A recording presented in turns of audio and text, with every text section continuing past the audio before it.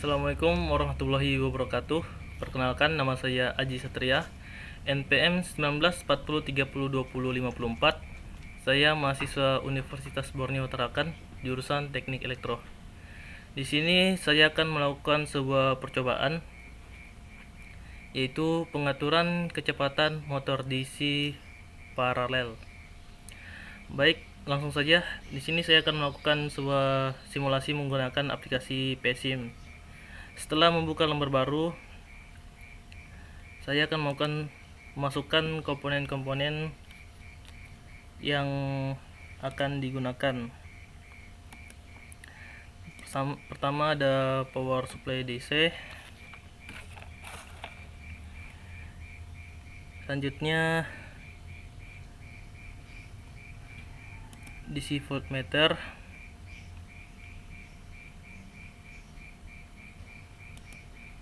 Satu buah. Selanjutnya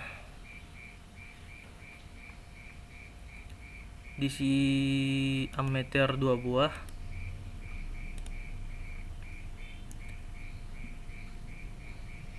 Selanjutnya ialah speed sensor, scoder, mechanical watts,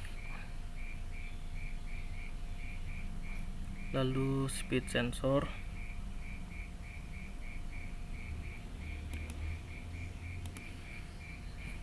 selanjutnya ialah mechanical load constant torque, masuk ke power, lalu mechanical load sensor, mechanical load constant torque. Oke, pilih ini. Selanjutnya dia ialah voltage probe, order probes, lalu voltage probe.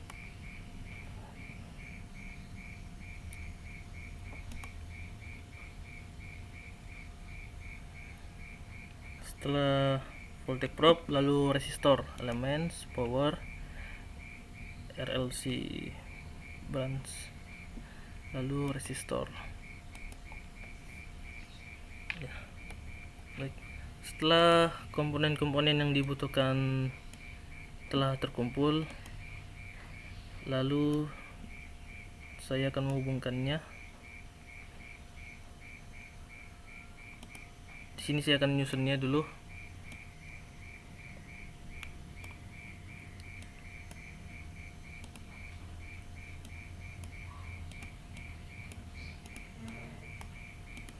Mohon maaf, sepertinya ada yang kelupaan, yaitu DC mesinnya. Masuk ke elements lagi, power, lalu motor drive module, lalu DC mesin. Oke, ini dia.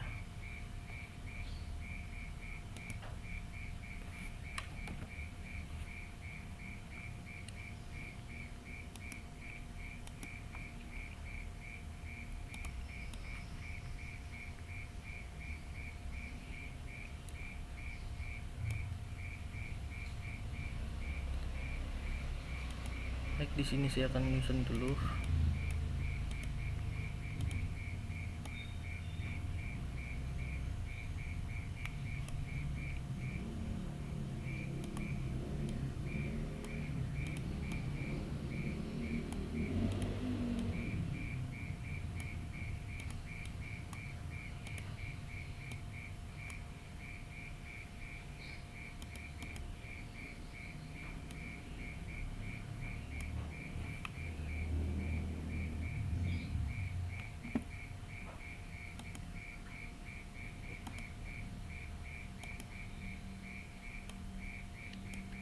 Lalu menghubungkan satu persatu komponennya.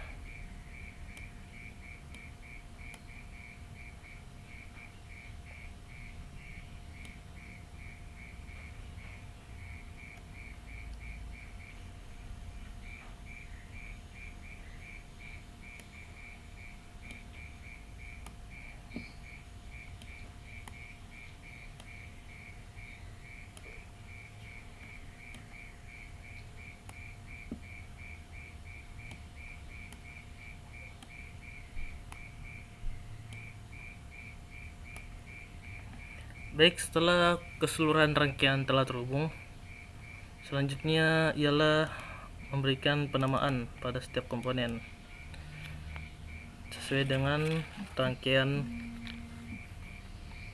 yang ada. Baik, mohon maaf sebelumnya tadi ada kendala. Saya akan melanjutkannya. Selanjutnya ialah memberikan penamaan pada tiap komponen.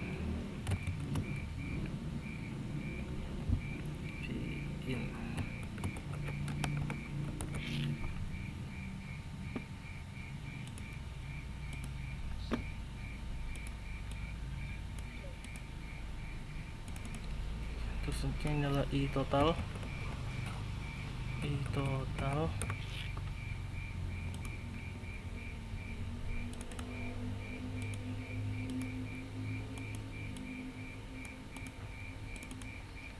Ini adalah IA.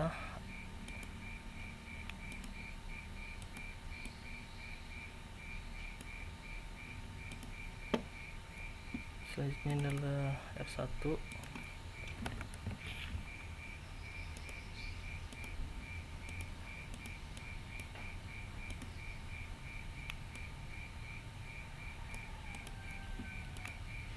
Saja ini adalah RPM nya ya.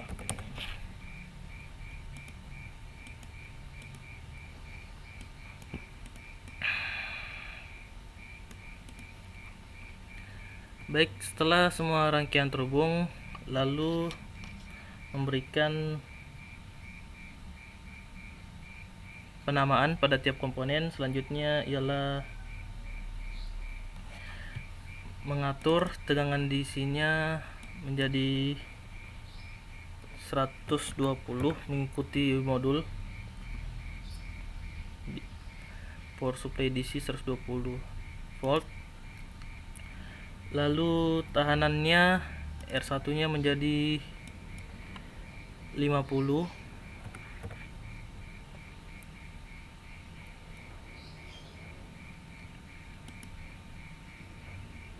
Selanjutnya memasukkan simulation controlnya, lalu ubah time step-nya menjadi 1 dan total time-nya menjadi 200. Oke. Baik. Sebelum saya jalankan rangkaian ini, sini saya akan menjelaskan sedikit tentang prinsip kerjanya. Di sini ialah prinsip kerja pengaturan kecepatan motor DC paralel, yang dimana dimulai dengan power supply di sini, power supply DC yang bertegangan 120 volt. Lalu di sini juga terdapat voltmeter dan ammeter yang berfungsi untuk mengukur tegangan yang masuk dan mengukur arus total atau arus keseluruhan rangkaian. Yang kemudian setelahnya di sini terdapat sebuah tahanan R1 yang terhubung secara paralel dengan motor DC-nya.